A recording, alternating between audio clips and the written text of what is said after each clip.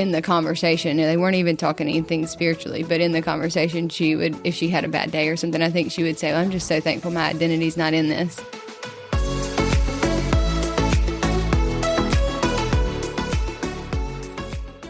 Welcome to the Created to Be podcast. We're back for another week. I'm one of your hosts, Bethany Pygott, and my husband is back today. Yo. He is sitting right here to my left, and Brandi is across the table from us today. Hey. Welcome, Brandi. Thanks. I was just thinking about how I don't know that the three of us have been on an episode, just the three of us. Yeah. So today should be fun to see what this is like. Brandy's going to get to talk today. As much as Gary is. I did tell Brandi that she might have the opening, have the social media tease, all of it. We're going to hear from Brandi's wisdom today. But last week we did have Coach Terrell, which was really great. We did actually have almost 5 people at the table because, Justin, you were able to come in towards the end and pitch in a little story there. We thought about maybe sharing mics for a little bit, but it worked out good for you to share your story. But it was so good to have Coach Terrell on. I know that I needed that conversation. Like, I hope that other people were encouraged by it, especially if you're in a position of leadership where you know that you need to bring a standard and expectations, but also be able to like listen to those that you're leading. And I don't know that there's a perfect balance or like an exact way that you can handle that tension, but I felt like the conversation was really helpful, at least a place to kind of engage and start or encourage you wherever you're at in that. Yeah, I mean, you got to have, leadership encouragement is massive. It's like swimming upstream a lot. And depending on whatever you're walking into, wherever you're leading, whoever you're following, I mean, there can be challenges. And then finding your own leadership voice in the process and navigating that and being honest about that. I mean, we could... Yeah, it's a lot. It's a lot. It's a lot. And, but it's great. Coach Terrell's got a wealth of wisdom and experience. Yeah. I know that one of the things that stood out to me that he said was that back in the day, they didn't have as much information about like the technical skills. So it was more about like winning the heart of an athlete. Yeah. And then with the increase of knowledge, and I'm sure now technology, like how, I don't know, we've talked about how there's also times where if you don't keep emphasizing a thing and those things will get lost. Like those relationship skills, if you don't keep bringing them along as you learn other things, once you like cut something out, it's not that you can't ever get it back, but that it's really hard. And that's probably why in just culture in general, you see these like, things coming back to certain things because it's like we go into something new and we leave something and then we realize that was really good. It's running back to it. And then people think it's new and you're like, this is not new. It's just been a lot of years since that happened. So that was really interesting to me just to think about that. And if I, just to think about my own context, if I see that. But I do think that, I think I'm observing in my own space, and I think that we would all agree, like how there does seem to be a place where both of those things are meshing, like that you see people realize the need for those relational connections, and then also, obviously, as high of skill, most skill as you can have, obviously it's going to be beneficial. But I just never knew that was the case. Yeah. Well, I'm sure like once you realize like, oh, I have all these things that I can look at and judge, you kind of forget, like he was saying, going for the heart. Yeah. Like you kind of forget that. But like you're saying, it's like, oh, wait, that is important. So like, how can I put the two together? Right. For the best like whole approach. And the one thing that I was Justin and I have been talking about different leadership approaches and perspectives. And one book that I've read before is called like The Frames of Leadership or something like that. And one of the frames is structural, which is basically like if you consider everything like a machine, then if you're not getting the outcome you want, something in the machine is broken. So essentially that type of leader is going to say, if we can just fix this one part of the machine, then we'll get the outcome we want, which I feel like is a very like skill type thing. Yeah. Like if we can be better at this particular thing, then we should get the outcome we want. But then we know, especially working with people aren't machines, right? So then you have like these other frames like human resource, which is more so about like that relational thing. And there's a political frame and maybe one other, symbolic, like people that are like things symbolize meaning. Like there's meaning in the different things that you're doing. And so that's one, some authors put that together. So you could probably call all those things by different definitions and names. But I think that's where like I think about those things, it's like you actually have a few other frames going on and other dynamics going on. It's not that cut and dry, you know, and that's what 3D coaching is. You know, they're like, you have the fundamentals, you have the psychology, you have the heart. You know, they have all these different names for things, but I've never heard 3D coaching. Yeah, that's Dr. Jeff Duke. He was on staff with FCA, but now he does like 3D Institute. I think he's still involved, but it became its own like thing separate from FCA, but it was kind of birthed through FCA. Yeah, cool. Yeah, he had a doctorate degree going on at UCF for coaching. Yeah, You so you can get could go your there. PhD in coaching, I believe. I know they had a master's. They may have one for PhD too, I think. Yeah, and he it was put like the the whole only program place together. in the country. There might be more now. Yeah. I mean, I kind of like haven't followed it as close, but yeah, I was on staff with FCA in Florida, and that's kind of when FCA was kind of experimenting with some of his stuff. So like coaches timeout conferences that they have now for FCA, I think were probably birthed from some of that stuff that they were doing, right? A lot of it. Yeah, a lot of that coaches ministry, because it was like, you're going to be taught the fundamentals in your lane, but who's teaching how to do basically what Coach was saying, like the heart of the athlete and the different layers and I think dimensions of the athlete. FCA at that point realized, like, oh, we do have something we can really invest in the coach that would be fresh and this great resource. And this guy with coaching experience who coached with Bobby Bowden, but also has all the book and intelligence and all the knowledge there to have something substantial for the coach to kind of invest them in the area that they don't get taught. Yeah, which is not our topic today, but I will say that it was such good timing for me and for us, because Justin was coaching and then at the D2 level, and then I was on staff like in the area, Tampa Bay area, and it was like 2009 when this kind of all started to bubble up. And so I'm just super thankful because it really actually shaped my perspective on even discipleship, you know, because we can, even in a spiritual lane, you can get very fundamental, like, are you reading your Bible or scripture, you know, prayer, like all the disciplines. But then there was like, but there's this whole other dimension of, gosh, I wish I had the triangle in front of me right now. You know, all these layers of a person or a team or whatever that also have to be tended to. And so I'm just thankful it came, because that was when I was like, I don't know what I'm doing. Like, and it really helped me. And that's not even the purpose of why they were showing us that. Right. But and that was also when I was like, I don't know what I'm doing. 'Cause I just got fired. So yeah, but we leaned a lot on those resources when we ended up, after he got fired, going to Mississippi College and starting at Mississippi College with you know, student leadership teams and stuff. I was like, this is the best material we got. We got to just go for it. So anyway, that was a major tangent, but hopefully helpful for people out there. 3D Institute, I think if you were to Google that, there, or 3D Coaches Academy or something like that, there's like a whole website that they have like an initial probably free version of something, but then of course different layers of things for those out there that might be interested. Okay, so we're going to introduce not really introduce it, because technically we're recording on a Friday, but this podcast will come out the day after our first FCA huddle. Let's so we're just gonna do what we've done in the past. It went great. What a great huddle! Everybody loved the snow cones. Amazing. Good, always. Games were fresh. Yeah, thank you, District Snow. Yeah. But we mean that sincerely. Like, you know, thank you, pastors, for coming to hang out with us. Right. So it's our welcome event. We actually have 2 huddles before Labor Day, which I don't think that's ever happened since we've been here. So that's pretty exciting to not feel like we're like, we're starting. It's just going to be a while still. Yeah. That always has felt weird. So I'm thankful for that. But so Justin will have already announced that our theme and topics will include, you know, the overall topic of what matters. And I was telling the staff the other day, like, it's hard to know if, like, whenever we put this out there, if we should say what matters with a period, what matters with a question mark, or what matters with exclamation point. And as I got ready for this podcast today, I was like, we're going to go back to grammar. So I really wish Darius was here for this too. Because, okay, so when we did, don't have an education background, but when we first did some, like, our initial education approach, we got into classical model, collaborative classical model schools in Austin and Dallas. And so I had to be the co-teacher at home, and I'm like, good luck to all of us.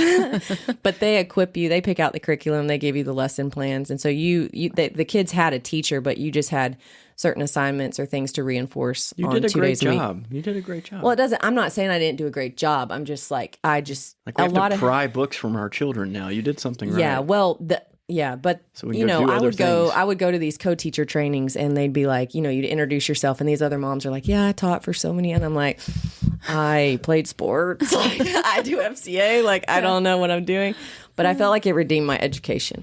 Like I learned. So say you just relearn it yourself. Yes, and I was like, oh, really? It's like all new to me. I'm like, okay. So I want you to see, and no worries if you don't know, but this is like that show, Jeff Foxworthy would do, like, Are You Smarter Than a Fifth Grader or something like that. We're about to see. Well, I did teach fifth grade. Okay. So, did you look at the show notes? I did, but so I could have we'll answered test all of them. You could. Okay. Because I had to teach that. Perfect. Yeah. So we're going to ask Brandi, what are the 4 different types of sentences? Declarative, imperative, interrogative, and exclamatory. Let's go. Did you know that? Yeah. Okay. Yeah. It would have taken me a little bit longer to get to, but I would have worked it out. The tricky part is declarative and imperative because they both end with a period. Yeah. And you got to decide. Yeah. So what's a declarative sentence? Declarative is just like a statement, like a communicates. Interrogative. Yeah. Interrogative is a question. Imperative. Imperative is a command. Okay. Look at him. Did you look at the show notes? No. See, you should have been the co-teacher. I'm just figuring. No. Exclamatory. Yeah, it's loud. Yeah. I mean, that's just like, hey, exciting. A lot of energy. Yeah. Okay, so I wanted to go around the table, and I want you to say what matters in each form. You thought we were just talking about grammar. Now I need you to say it as a statement. As a statement? Yeah. What matters? And as a question. What matters? And as a command. What matters? Oh, no. The facial expression did it for me right there. Yeah. And exclamatory. Oh, God. We need to turn the mic down. I don't know how I'm going to say this one. I mean, it's just going to be loud. This is good. This is like drama practice. Yeah. What matters? There you go. That's good. All right, Brandi, your turn. Oh, God. Mine are all going to sound the same. Okay. Hey, you're the teacher, though. You should be able to do this. Yeah, but for kids, I might could. Nobody's here. We're not looking at you. Okay, so declarative, what matters? Mm-hmm. What matters? Is that supposed to be? Hold on. Let me do a question. Okay, question. What matters? That's good. Much better than mine. For command, or imperative, I'll say, well, that's kind of hard because I'm not telling you to do something. I know. I'm going to say. You could say, if you think in your head, this is. What matters. Yeah. That's good. See, that would have been helpful. Sorry, I just thought of it on the spot. That's okay. That's good. Yeah, That's yeah. Helping out. And then exclamatory. I don't get excited about much. We're really testing. What matters? Yes, let's go. I should skip myself because I prepared the show notes, but I don't feel like that's fair. You're good. You don't think so? Brandi, is she going to let me off the hook? No, you got to do it. Yeah, I got to do it. I got to do it. What matters? Interrogative. What matters? Imperative. What matters? That sounds the same as declarative, huh? Mm-hmm. You did better. That's kind of hard. That is hard. Or a polite request. This is what matters. Maybe. And then exclamatory. What matters? Yeah, there we go. We're all like voice actors today. It's very Everybody's hard. like, glad we're moving on now. Here we go. So that might end up being like just part of the, like, on Instagram. It might just have all the different types We need to have them do it, the athletes. Yeah, like who can do this best, because it is kind of hard, like to know, there are things that when we talk about faith fundamentals, we talk about things in life, like it is kind of a declarative statement, because some things really do truly matter other than, you know what I'm saying? Like there are, Justin, you brought up the other night, or the other day when we were talking about this topic, like the whole illustration that we've seen. I don't know if it's as familiar, because I do feel like it was going around for a time frame where you put rocks. Big rocks in. It was always to talk about time and time management and priorities. But in this case, it's more like you have all these things trying to get your attention and say, this is the most important thing. This is the most important thing. And I think that's one thing I've really been thinking about is discerning the weight that should be put on different things in our life. Gosh, I could go into a lot of examples, but it's like not everything has the same value or weight, but it's very hard to determine what what is the value of this versus this, especially when it's experiential, especially when it's not transactional too. And when you have so many options, like think about the options we had as students versus now. I mean, like Instagram wasn't even a thing. No. So Facebook was barely a thing. Right. And then even that, you didn't have it in the palm of your hand. So you like had to find out about things, or like I'm talking to you and then you're like, hey, come do this with us. So you'd find out about things normally through like word of mouth or things like that. And so it's just, there's so much, and then everybody wants you to come to their thing. Well, and then the opportunity to make money is a whole other ballgame. As an athlete, we were like, we got our whatever scholarship. Mine was small, and you just found a way. Yeah. But speaking of, did y'all go by that one bill? Did you have to go pick up your check? Yeah. Do you remember that? I think eventually we could get in the basement deposit. of Hathorne Hall. Oh, ours I thought was at like the registrar's office or something. It was. Yeah. I don't know. Maybe they probably got y'all's and maybe collected y'all's. I didn't do that. I just got my books down there. Yeah. But you didn't get as much money as me.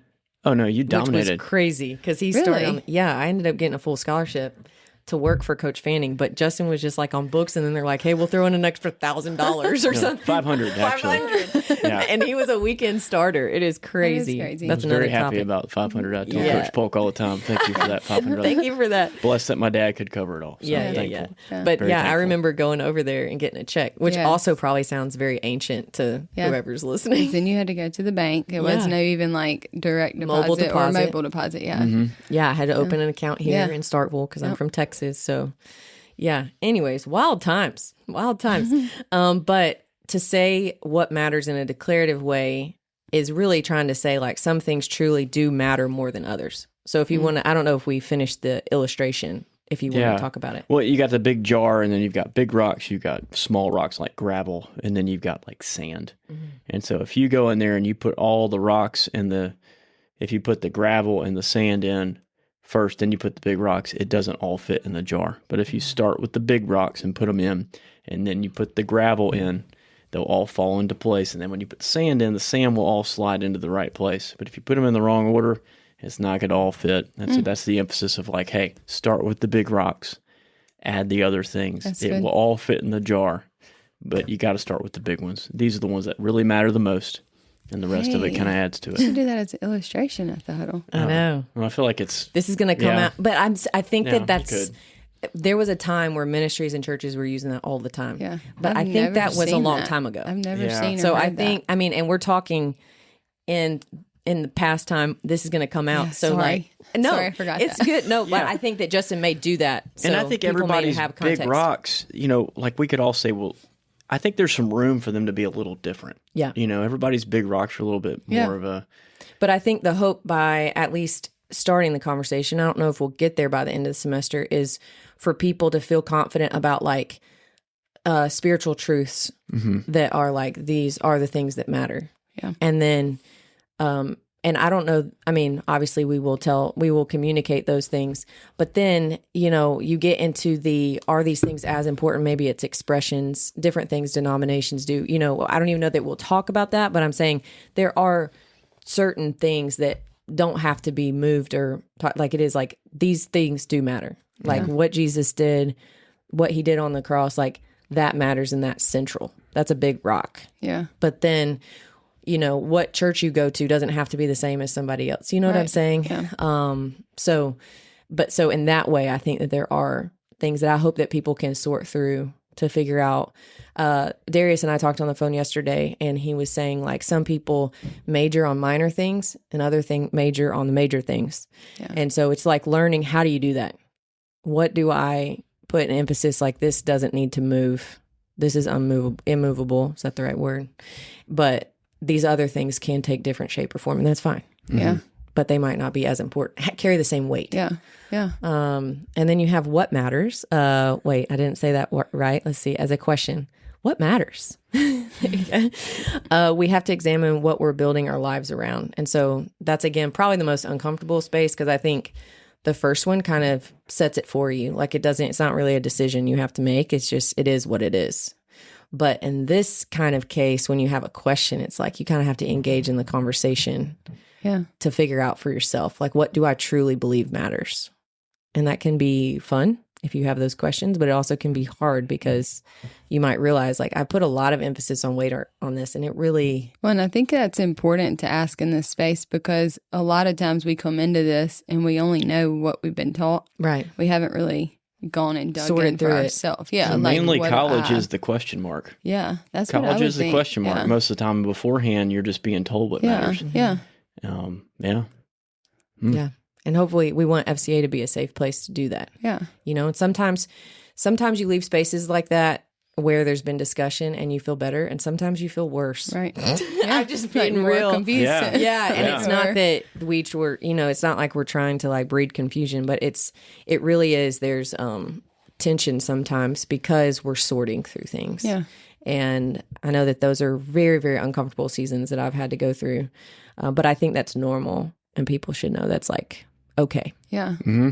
You don't have to have a bow tied on it if you're not quite sure yet. Like, you just can keep working through it. Okay, so decide what matters. That's more so of like the imperative, which is the give a command or polite request. This one's probably a little bit ambiguous. I don't know that we'll go with this angle with FCA, but intentionally seek and prioritize what God says matters. So like really it moves from you've sorted through like what matters, and then it's making a decision like these, like for yourself. Yeah. You might be told what matters, but now you've moved to this place where I've decided this is a conviction. This matters to me. Yeah. You know, that would be, I guess, how I would interpret that. And then the last one, exclamatory, what matters? Build your life around what will last.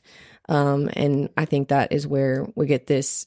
I think that anytime there's clarity in my life, that's where normally excitement can come. It's like, okay, because there really is a mental toil, if you will, of like when you're just not sure. Yeah. That's a freedom exclamation point right there. Yeah. It's like, oh, now I get to do this. And then also, like, if you've been through that process, I think it's a lot easier to walk alongside others when they're going through that same thing. Yeah, for sure. You know, they got to sort it out too. So and maybe hopefully you don't rush the process for them because you've kind of journeyed there yourself. Okay, so I did have a few questions for us to discuss. So I mentioned this earlier, but I'll just say it one more time. Not everything carries the same weight. This seems like something people might struggle with because if you're being told or it's being assumed or culture is saying everything should be given the same amount of attention, the same amount of weight, time, I know it becomes really exhausting to me. Yeah. You agree? Mm-hmm. Yeah, for sure. Like, it's just like a lot, like when it's in your face all the time and it's like, do this, do this, do this. So I was just thinking about when we were athletes, do you remember having to make those choices of this kind of like thing, going through that kind of thing? Like when you first came to college, having to, if you didn't know what really mattered, like having to learn that and then having to sort through what was going to matter for you in this. I know, Justin, you've told a story of, you remember that first Sunday where you had to get up and go to church and make that choice on your own. Yeah. There was definitely a fight. I mean, I remember getting up and going, I don't really have to go, and I'm a little tired, and I could sleep in. But I went, and how significant that was. Like, I remember who I met at the front door. Her name was Bethany Yates. Good name. Dear friend. Wow.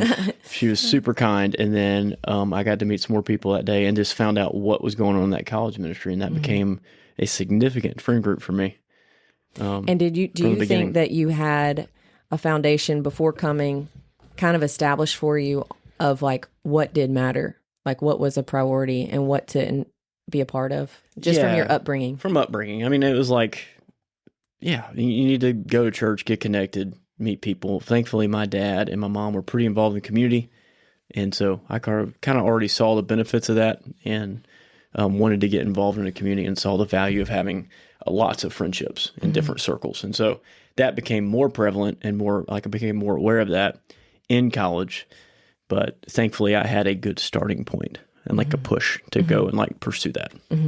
What about you, Brandi? Do you remember like what kind of like in your story, what kind of do you remember times where you're like, oh, I got to figure out like what's most important and like what I'm going to pursue, what I'm going to value, things like that? Yeah.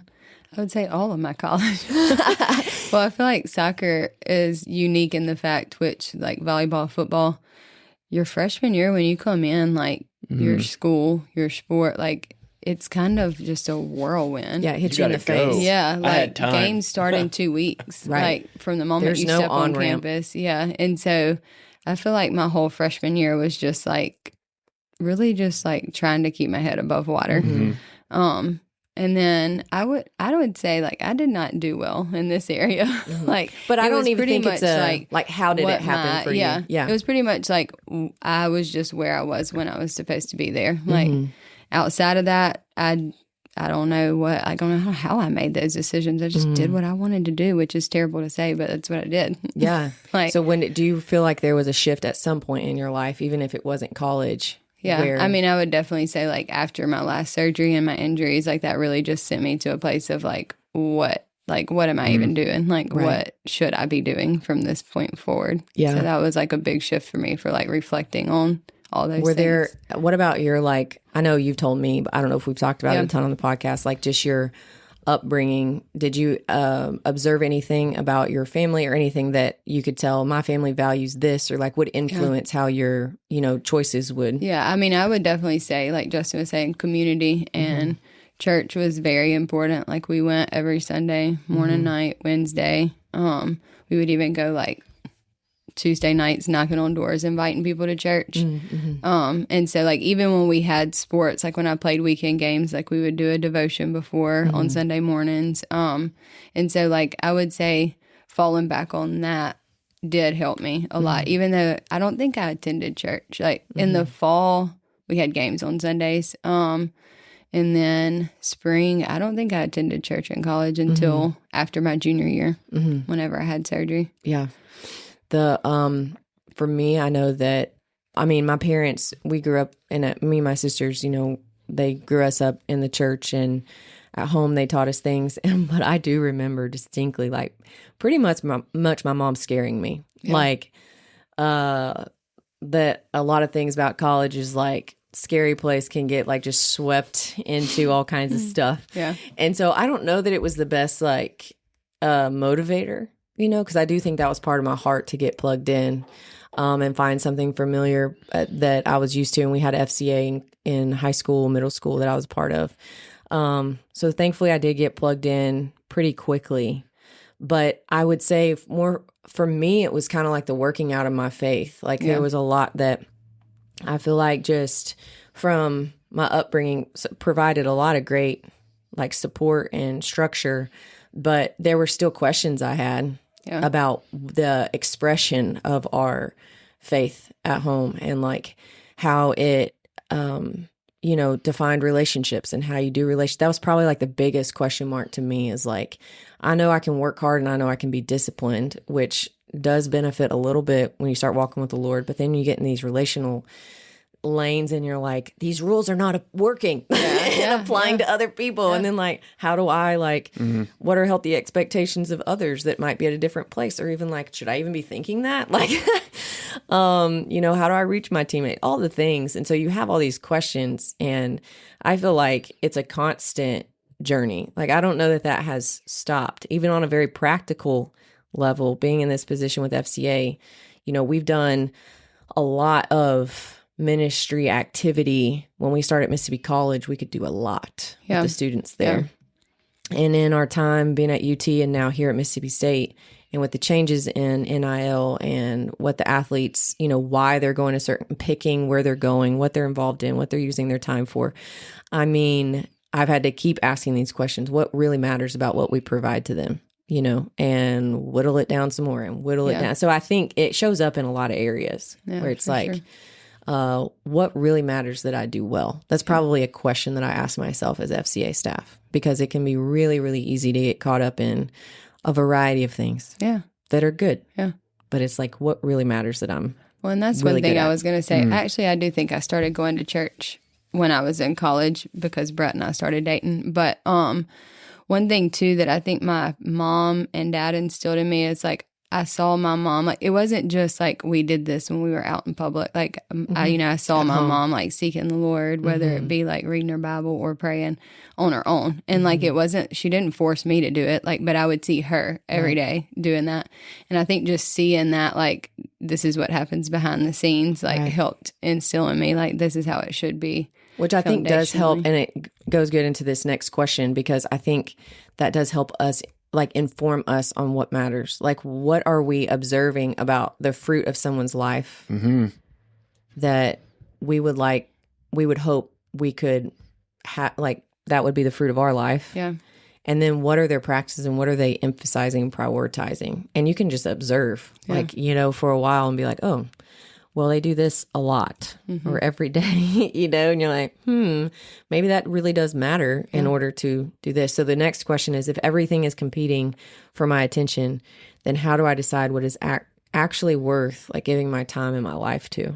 Because the things that matter most aren't always the things that feel the most urgent. I like how just my notes read like this: sport can feel urgent, a relationship can feel urgent, grades can feel urgent, money can feel urgent, but urgency and importance aren't always the same thing.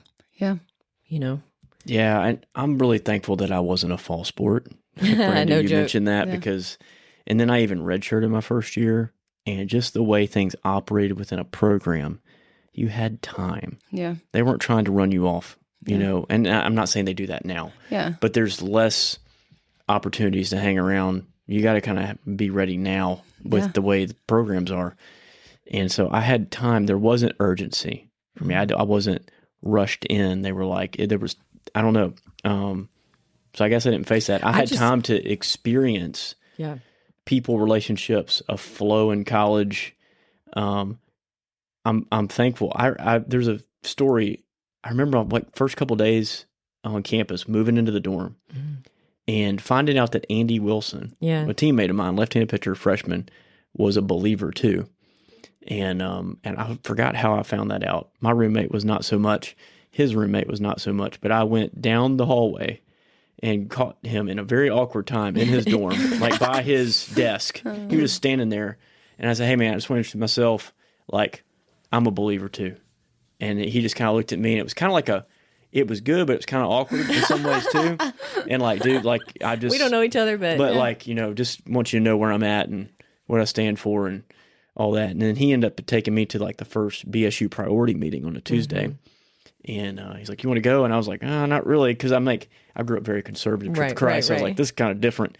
But, and I went with him and that was good to meet that group of people and kind of get involved a little bit over there too. So it was just kind of, how did I know to do that? I don't know. I just knew I'm probably not going to jive super well with my roommate. And I need to be around these types of people. I know this is good.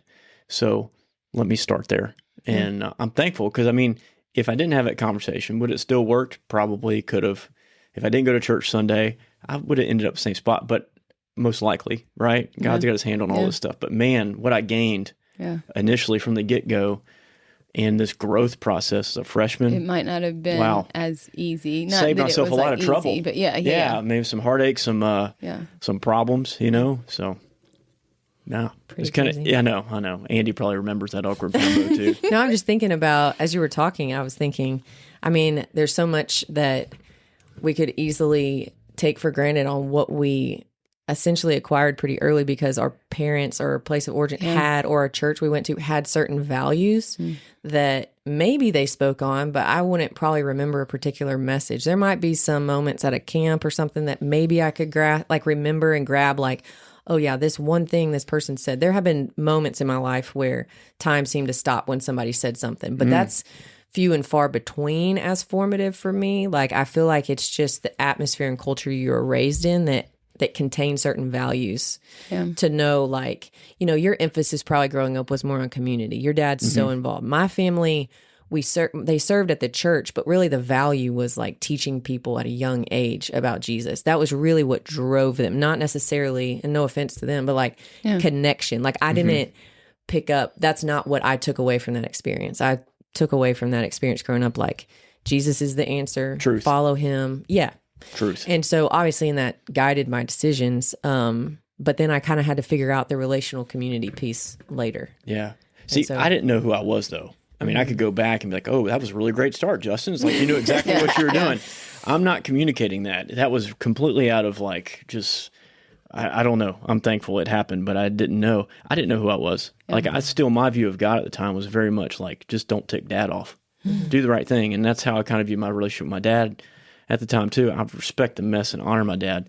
But like, he had a standard and he held us to it. And I'm thankful he did. But I kind of had that perspective of God in some way. So it was these groups, FCA jumping in later, that really pulled out, who's the father? His father's heart. How does he really feel about me? And that's when things started getting more unlocked and figuring out, well, who am I outside of a uniform? Yeah. So, yeah. Yeah. Man, I don't have a clear-cut answer for this question about I know. I was how do I decide? Like, what is actually worth giving my time and my life to? But I think when you find out, I mean, you'll learn and know what's giving you life. Mm-hmm. And I think you've got to measure that. But so it's not like, oh, lines... it's just fun. I'm going to do that because that's fun. But like, I know that could be a slippery slope. No, I think that the lines are more blurry. I don't feel like there's, and we've talked about this with like how time functions now, because and it is like the social media thing. Like there's no end. So you don't have, like, everything kind of blends together so much that it's hard I think it's harder for me to figure out, why am I feeling so like today, like emotionally, like it's so, there's not as distinct, like this happened, so no wonder I'm feeling like this, because everything bleeds together so much. It's really hard to figure out what actually is making me. So I think the same can be said of like, you could have a great conversation with someone and then this happened today and then this happened, and then look back on your day. And I don't know, maybe I'm wrong, but I don't know that you could always pinpoint like, that's exactly what made me feel better today. You know, there's a lot of like false inputs too. I was going to say the more false fronts of things, like, because the news is so much more prevalent. So you could be fine, and then you see one thing in the news or whatever, or something is said about you or something, and you have access to all that stuff more than ever. Yeah. I mean, it could just flip like that. So I would say one of the things that I feel like this is a Bill Buckley thing, or maybe I just observed Bill Buckley. I don't know. But because I don't know if someone taught me this or if this was just caught somewhere, but I think it kind of stands the test of time. But would be, if there is someone that you observe, like what is coming out of their life, like that you admire, like that appears healthy anyways. Like sometimes things appear a certain way and then you find out and you're like, maybe not so much, but at least you have some kind of example in someone else's life. Then I think that's at least worthy of asking some questions to that person. Like how is this that you're, like we're in a stage of life where people now can observe our children, which is terrifying. And but it's like, there's going to be things that y'all are emphasizing in your house and we're emphasizing. And and it's really rewarding actually, when you're like, I don't think any of this is doing anything. And then somebody will be like, oh my gosh, like they did this. And you're like, oh, great. They are listening. Yeah, they are. And they're doing these things. And so I think, we've had questions like that where maybe something happened and we've had the opposite too, where our kids have done something and then we got to fix it, like talk through the situation. But they've noticed some kind of fruit and then they're like, well, how do you get your kids to do this? Or how do you, and I think the same could be true if they observe things about your life. Like, well, why do you go to church? Or why do you do this? Or why do you spend your time this way? Because a lot of times you can tell. I don't know that it's 100% true this day and age, but like a lot of times you can tell where you spend your time and your money on is what is important to you. And so, I think that it's valuable if you're a college student or somebody wondering, how do I tell what's most important? To see who's in your life that you admire and respect. And then just start peppering with questions. It's very refreshing to get questions. You get questions? Do you get questions much, Brandi, from folks about things like that? In life or general? Or? Tell me about, like, how's it with kids? Tell me about marriage. Like, what do I need to know about marriage? Things like that. I feel like it's so refreshing from getting a question like that from the younger generation. It also catches me off guard a bit. Going, well, what am I supposed to? Well, I can go back to these 3 things maybe, but... and there's a whole lot of grace thrown in all that too, Yeah, for sure. It's refreshing. Yeah. No, and I was going to say too, like, things that are worth giving our life to, like, you really have to reflect and say, like, is this giving me life or not? And then also have, like, I'm not going to say non-negotiables, but no, like that's good. Spending time with the Lord or spending time with community or people that I know are believers and are going to lift me up and encourage. Like, to me, that would be a start where I'd be like, I can't go without that. Right. You know? Kind of like you can't go without food, or like if there's certain exercise that helps your body like maintain like it. Because you have some things that you're not, like, you have to go to class or you have to go to practice or lift, but then, like, what do I do with the things, the time in between? Which is kind of like an input output, like what is feeding you coming in that can then sustain you, because things are going to naturally draw from you, like are going to, I don't want to say take, because then everything's like a bad thing, like you're going to expend energy on weight, so you got to make sure you fuel your body correctly to be able to manage through that. So it's the same way with like life, but it can be hard because of like all the things that are coming so fast. I think time is like crazy. Okay, we can move on to the next one, which is imperative, which we talked about was like a command. So it's like, okay, now you have all this information, you've thought, you've reflected, so just decide what is going to matter for your life. What are your non-negotiables? What are the things that okay, these things sustain me, so everything might demand my time, but I'm going to do my best to like make sure I'm doing these things. And so I'll just read what I have on my show notes here. We can't just drift through life and assume our priorities will naturally end up in the right place, because formation's always happening. And so if we don't intentionally consider what matters, something else or someone else will decide for us.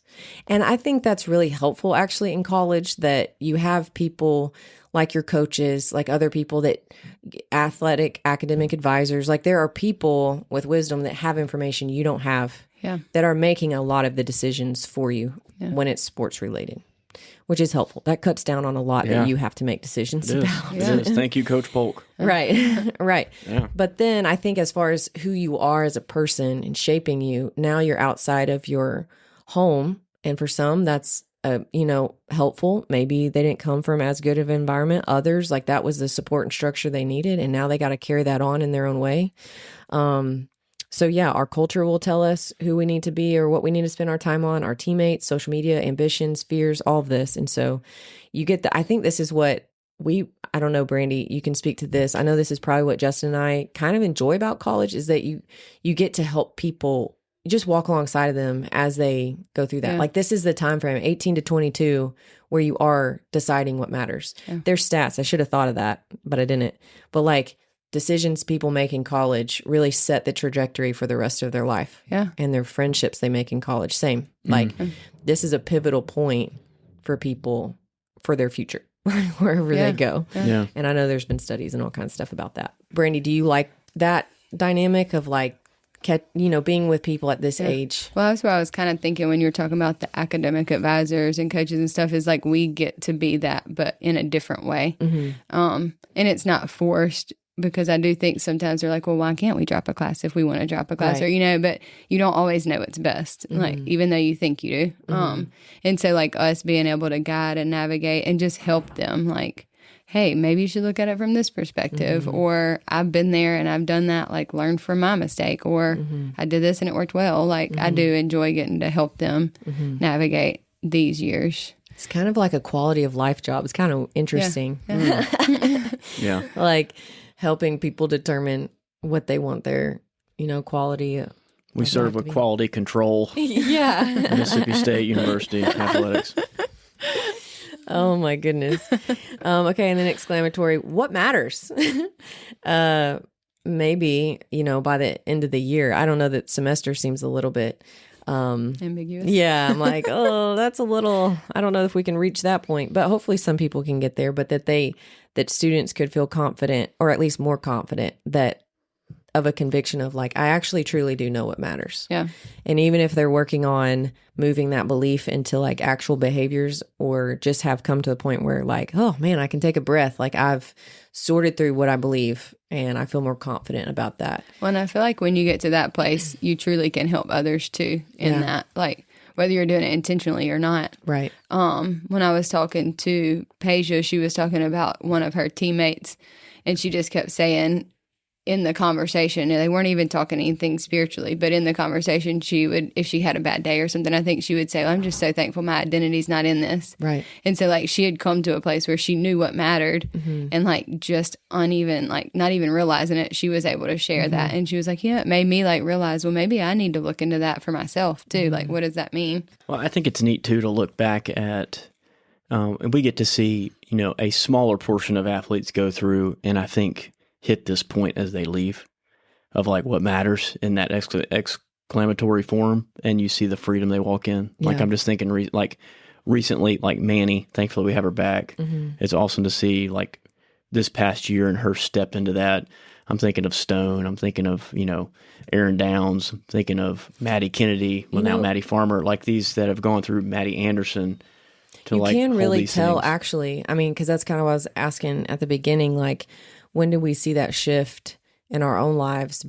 And you naming some of these names, it's like you can tell the difference when someone kind of has made that decision. Yeah. Like, it's not that life is just like a breeze, but there is like this heaviness or like anxiousness around not really knowing for sure. Yeah. And also, I've noticed in my own life, I can believe something is true. Like, I can read it, be convinced of it, but my emotions don't match what I believe is true. And what my experience is not matching what is true. And that's probably been some of the things that have frustrated me the most, because my logical, very like, this is the way it is side of my brain is like, this is just it. And then I'm like, but I don't feel like that. And sometimes it's gone through seasons where, experiences have shaped me to where finally my emotions or my experiences are matching what I actually believe is true. So that's what I was thinking when you talked about Peja. Yeah. A lot of we talk about identity, and you could hear that and be like, my identity. But then the moment of failure, you feel that like breakdown again on the inside of you. And it's like doubly frustrating. You're already frustrated about the failure, but then you're like, at least for me, it was like kind of tormenting, because you're like, I shouldn't believe this is this big of a deal. Why am I here again? Yeah. Yeah. And I don't know what to tell honestly, I don't know what to tell somebody in that scenario other than just, it's a process. And I do believe that gap can close, and that it can become seamless, where it's like you believe it and you also experience it. And that is a true place of freedom for sure. Yeah. But for some, it takes longer to get there, and more conversations and more prayer and more, it's just until something kind of breaks through normally. Yeah, I see this almost like as a foundation. Like you can get to at the end of your college time and be like, okay, I'm living in this exclamatory of like, what matters? I know. But then when you get out of the sport, right, there's like a whole nother. It kind of almost starts over again. It almost kind of starts over again, but because you've gone through the process before, and you've felt the freedom, experienced the freedom on the other side, that's there. Yeah. You know this is part of your growth process. You have those wins that you can draw back on. And then obviously just the Lord's work and all of it, and trusting Him in the timing of everything, and just like, you'll be fine. You'll discover it. It evolves in some ways. And so as we go through different stages of life. And so like I say those names, but like I've got to watch them, as we stay in touch with some of these names and these people that have moved on, like they're adulting, they have their jobs now. And seeing them navigate that space, but they're not losing who they are. Yeah, there's tough times, but they are discovering what matters now, and it's cool. And I think that our goal, maybe our hope, would be that students would have greater clarity about what is worth building their life on or around. Yeah. That's going to look different for everybody, but I think if we could say like we helped someone to do that this year, that would be a win. Yeah. And it's crazy, because you sometimes think we should be able to do this better in this day and age, because we have more information, more sermons. We're doing a podcast, more podcasts. That's just more overwhelming. Right? That's more rabbits to chase. It's more that you have to sort through. Yeah. To be like, I get lost in the weeds of all that. Like, I just can't even start. I don't know if it's the ADD-ness or what, but I'm like, it's just exhausting. Right. Yeah. So, that's why I think even this topic, I think will help anybody who's in the room. It doesn't matter if you're FCA staff. It doesn't mean if you're a church partner, whoever. Like, I think these are questions that you're going to ask yourself your whole life. like about very different things. I mean, even, we talked about kids earlier.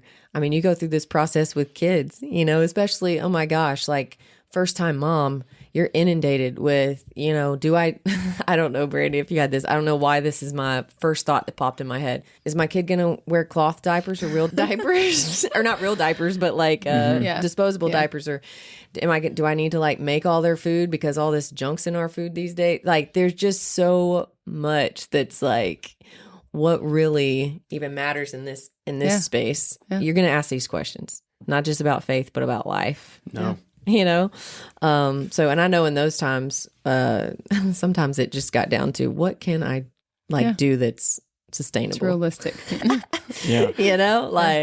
But we talked about who we're becoming last year and, that formation is always happening. So we're really just taking that thought, but carrying it into this space is like, we know that formation's always happening. So now let's consider what do we believe is important that's forming us and shaping us, if that's always going to be happening and going on. So that's really kind of the end. We are going to try to have a few different parts of this topic. It won't just be this opening and what matters and just like free for all. Maybe we'll get to that point. I don't know. Well, as being on FCA staff, I think we highly recommend Jesus as a great starting point for all this. So we're not like negating that. We're not like... Right. Well, it actually leads back to him because I think there's a simplicity, like what matters is following him. Yeah.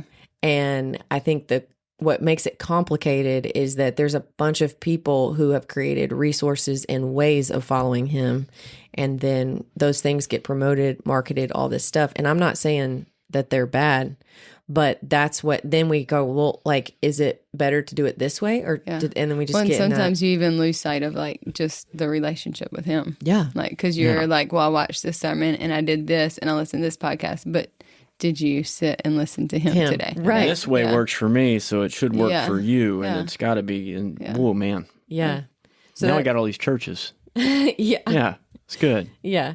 So I mean, it's just I'm like, we won't go down that rabbit trail today, but it's just that's the reality of what we're living in is that people have found life in Christ. They found freedom in Christ, and then they share that with others. But the way that we can spread resources, is like I think it all comes from a place of trying to help people in that relationship.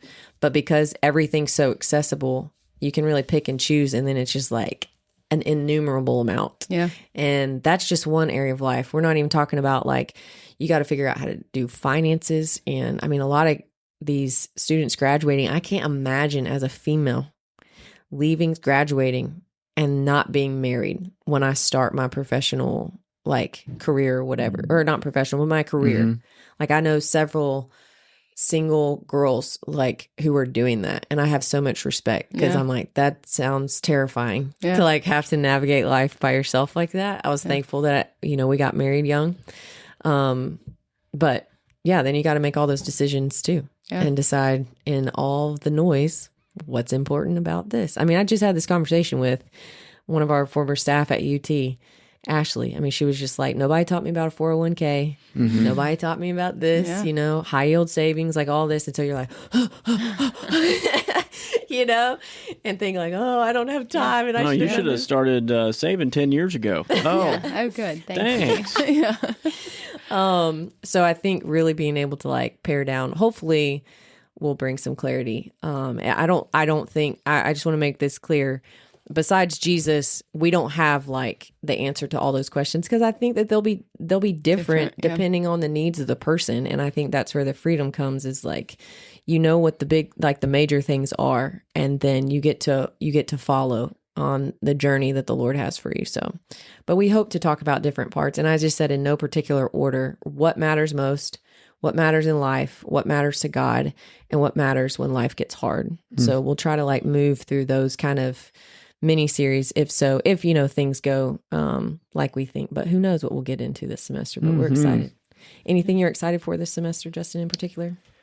I'm excited about, I think I get excited every time. I'm such a baseball junkie, and so I love getting to know the new guys and the stories and just how they got here. And so I'm really excited about doing that, but that also spreads to others. Like I just like meeting new people and getting. I'm probably more excited this year too about coaches as well, and just getting to connect with them more and dive more into their lives and what God's doing there. Yeah. What about you, Brandi? I would say similar, but I'm more excited about getting to like go deeper with the ones that I'm with and build new relationships there. I've already started to build relationships with just like some awesome people and getting to help them seek the Lord. And also, like what Justin was saying, the coaches' wives, I've been really enjoying getting to know them and reaching out to them. I love anytime you go into a place and you're new, I mean, there's certain things that are fun and exciting about that. But I do think that if I had a preference, it would be like the building part of like, people know that you're going to show up. Yeah. They know that you're consistent. And so now it's like you really get to get in some kind of like rhythm and groove of this is normal. They expect this. I expect this, and you're not doing introductory stuff all the time and starting from scratch all the time. Yeah. See how we're all different here, but it's good. Makes a good team. Yeah. I mean, even just the familiarity piece is really nice. I know you said you walked in the weight room the other day and a guy was like, "Hey, Justin," like from across the weight room. Yeah. They kind of surprised you. Yeah. But it was like, there is that piece of comfort when you see someone that's still here, especially with all the moving parts, that'll catch you by surprise. We saw an athlete come through yesterday who was coming back through, who hasn't been here in a little while. And it was just really good, just interaction. Oh, we exploded. Yeah. I was so happy. I mean, but also vice versa. I mean, that comfort of knowing, oh, these people are still here. Right. For sure. And so anyway, so I'm excited for that. I know that will be really nice to see everybody and just get the year going. Yeah. Kicked off. Any other parting shots as we go? I know I did tease this topic with Darius. He couldn't join us because he wasn't feeling very well, but I think he'll be fired up to talk about this with us too, because he was, oh man, just that can cover a lot of things. And like, yeah, for sure. That's the flexibility of it is going to be really nice. But as always, we thank you for joining us and hope you'll come back next time to listen to another episode of the Created to Be podcast. Thanks for listening to the Created to Be podcast. To learn more about Mississippi State FCA, visit www.msufca.org. and follow us on Instagram at HailStateFCA_. And check out our new Instagram for podcast content at Created to Be Podcast. If you would like to become a financial partner, visit www.fca.org/donate to sow into the work God is doing through FCA at Mississippi State.